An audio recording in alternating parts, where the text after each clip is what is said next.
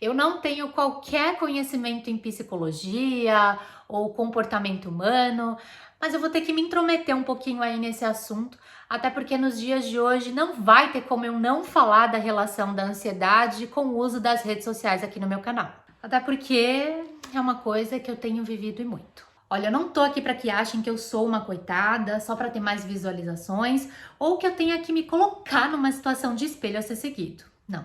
Reflexão são uma das coisas que eu mais gosto de abordar aqui no canal, para que a gente tenha uma interação aí meio que filosófica das coisas, né? E nada melhor do que pegar em um dos meus dramas de vida para gerar ainda mais discussão por aqui, né?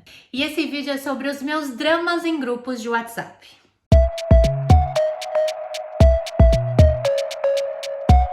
Além de eu ser uma pessoa extremamente impulsiva, explosiva, eu sempre fui muito ansiosa. E ter essas características nos dias de hoje, cara, já se tornou a coisa mais normal e comum do mundo. Mesmo sabendo que não é muito saudável você ser assim, né? Eu não sei dizer se esses traços de fato foram o que causaram a ansiedade social que eu acabei adquirindo com o tempo. Mas acho que isso teve uma certa contribuição, sim. Até porque somos seres complexos. Eu acho que eu sempre tive ansiedade social desde quando eu me conheço por gente. Só que eu nunca procurei uma ajuda de um profissional porque eu sempre achei que era só um incômodo bobo, que com o convívio social, com meditação, com o tempo, lendo livros, vendo vídeos aqui no YouTube sobre isso, ia melhorar. Mas a verdade é que só piorou. E ficou tão ruim que isso começou a afetar a minha autoestima no convívio social de uma forma muito esquisita. E eu acho que isso também refletiu na forma como eu me posicionava nas redes sociais e principalmente no WhatsApp. Mas enfim, eu só tô te contando tudo isso para você entender onde eu quero chegar com esse assunto. Depois de ter passado por um tratamento com um psicólogo, inclusive eu fiz uma terapia que se chama terapia cognitiva comportamental. Foi um tratamento muito rápido, mas que fez muito sentido para mim. E olhando lá atrás, eu consigo perceber que esse meu comportamento de querer responder na mesma hora, de querer rebater quem me incomoda nas redes sociais, de querer resolver tudo na hora, isso provavelmente estava correlacionado com as características que eu mencionei antes e principalmente com a ansiedade social que eu tinha. Quer dizer, eu ainda tenho, mas eu consigo lidar de uma forma melhor com isso. E acho que para traduzir, eu abracei e aceitei que eu tenho isso. Olha, eu já fui muito mais ativa no WhatsApp do que eu sou hoje.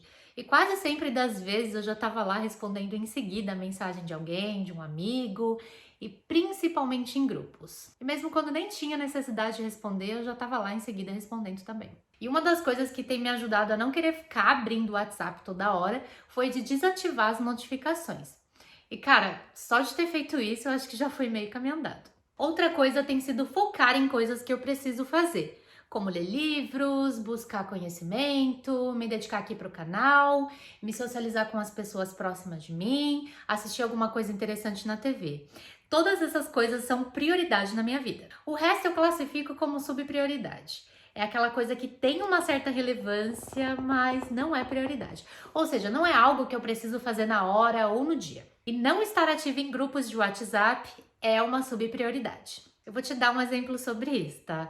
Pode até parecer que eu tô fazendo um pouquinho de fofoca, mas eu preciso tocar nesse assunto. No ano passado, eu fiz umas amizades num aplicativo de fazer amigos. E a gente tem um grupo no WhatsApp. Nesse grupo que eu tô, tem 6 pessoas comigo.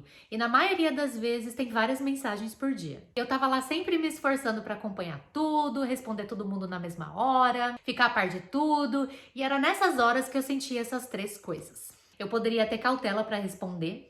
Nem tem por que eu ficar respondendo a toda hora, até porque o meu tempo é curto. Quando eu não souber o que falar, eu simplesmente poderia não falar nada. Eu acho que deve ser por isso que hoje sou eu que na maioria das vezes silencio o grupo. Outra coisa que eu tenho refletido muito é sobre ter cautela antes de falar que fulana é minha amiga do peito. Porque sempre que eu fazia uma nova amizade, a pessoa sempre ia parar nas minhas redes sociais, ou era eu que ia parar em alguma foto de perfil da pessoa. Eu não parava para pensar que amanhã essa pessoa poderia não estar mais na minha vida. E aí depois de um tempo eu percebia que não era uma coisa muito recíproca, que eram mais amizades por conveniência do que por convivência. Mas enfim, eu tô aí nesse grupo firme e forte. Ou quando é um grupo com muita gente, e aí às vezes você vê lá 100, 200, 300 mensagens, Cara, e nem todo mundo vai ver cada mensagem, e é normal alguém não te responder ou você não responder também. Eu não me arrependo das coisas impulsivas que eu respondia, mas eu tenho aprendido que em certas situações é melhor mesmo você ter um pouco de cautela antes de sair respondendo tudo que vem na tua cabeça, né? Porque estar ali nos grupos de redes sociais, como grupos de WhatsApp, por exemplo,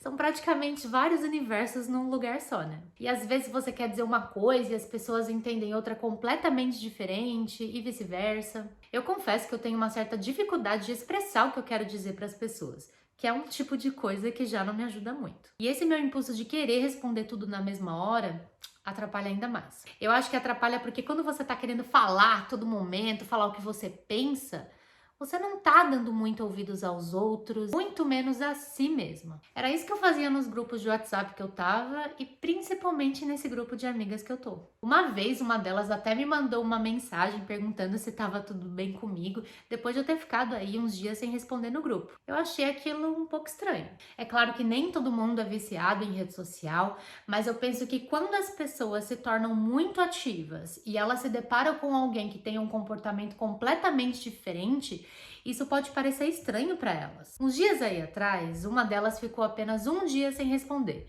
Vamos dar o nome fictício aí de Bia. A Bia ficou apenas um dia sem responder. E o que eu vou falar agora, eu acho que já nem é mais uma questão de opinião. Porque você ficar um dia sem responder num grupo de WhatsApp, cara, é a coisa mais normal do mundo. E no dia seguinte, a Bia pediu desculpas por não ter respondido no grupo no dia anterior e por ter sido arrogante. E aí a Clara, que é outro nome fictício, disse no grupo: Nossa, mas eu já tava indo te ligar pra saber se tava tudo bem com você. Na hora eu achei engraçado porque foi tão sem sentido que foi engraçado.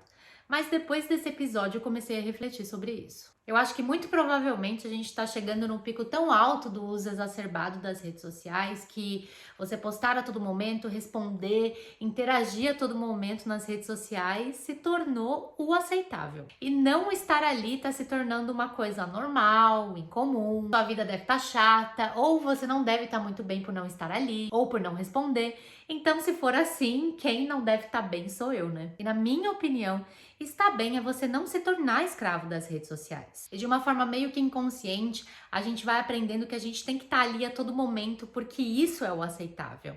Porque é isso que agrada. Eu tô no processo de me desprender totalmente de estar ativa ali no WhatsApp e principalmente por me sentir culpada por não estar ali ou por não responder. Há um tempo atrás, se eu ficava, 1 ou 2 dias sem responder em grupos, eu já pedia desculpa. Era capaz até de eu pedir desculpa por ter nascido. Esses dias eu vi um vídeo aqui no YouTube que falava das 10 coisas que você não deve jamais se desculpar. Isso fez eu enxergar um lado sobre mim que eu não conseguia ver. Porque às vezes a gente faz certas coisas que são tão desnecessárias que acabam diminuindo a gente e que a gente nem percebe. E dificilmente alguém vai dar valor para alguém que fica se desculpando a toda hora, que fica respondendo a toda hora, que fica querendo saber como você tá a toda hora, que diz que te ama a toda hora, que sente sua falta a toda hora. Tudo isso tem no grupo que eu tô. Mas é bom mesmo que isso tenha acontecido para que eu possa me conhecer um pouco mais a fundo. E se alguma delas realmente quiser gostar de mim, elas vão gostar do jeito que eu sou e vice-versa. Eu tô num processo de construção de amizade nesse grupo. Muitas delas já se consideram melhores amigas, mas como eu disse no começo do vídeo, eu prefiro ter muita cautela mesmo antes de sair afirmando aí aos 4 ventos que elas são minhas melhores amigas. Quando a vida, escuta o que eu vou te falar. Quando a vida dá uns tapas na nossa cara, é nessas horas que a gente precisa se enxergar e agir com mais maturidade em certas ocasiões da vida, né? E a amizade pode ter certeza que é uma delas. É isso. Eu acho que eu consegui transmitir o que eu queria passar. Se você gostou do assunto, deixa um like. Se não é inscrito, se inscreve no canal e ative o sininho para você ser avisado toda vez que eu postar um conteúdo novo e reflexivo por aqui. Deixa aqui nos comentários o que você acha de tudo isso, se você tá passando, se passou, tá? Muito obrigada por assistir, te vejo numa próxima. Fui!